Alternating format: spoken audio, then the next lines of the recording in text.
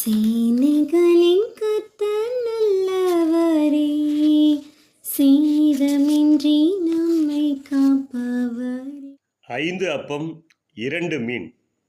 மத்தேயு 14ஆம் அதிகாரம் 14வது வசனம் முதல் 21வது வசனம் வரை.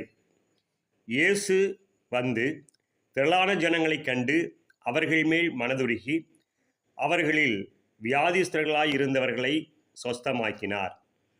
சாயங்காலமான போது அவருடைய சீசர்கள் அவரிடத்தில் வந்து, இது வனாந்தரமான இடம், நேரமும் ஆயிற்று, ஜனங்கள் கிராமங்களுக்கு போய் தங்களுக்கு போஜன பதார்த்தங்களை கொள்ள வேண்டும்படி அவர்களை அனுப்பிவிட வேண்டும் என்றார்கள்.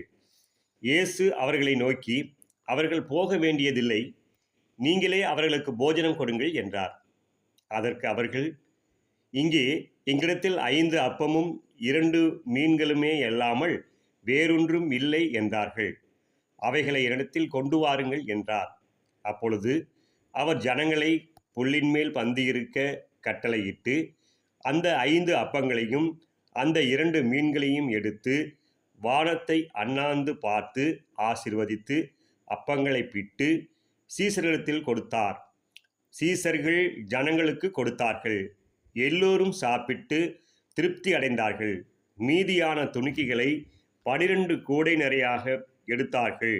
ஸ்திரீகளும் பிள்ளைகளும் தவிர சாப்பிட்ட புருஷர்கள் ஏறக்குறைய 5000 பேராய் இருந்தார்கள் என்பதே. சேதமின்றி நம்மை காப்பவரே, சேனை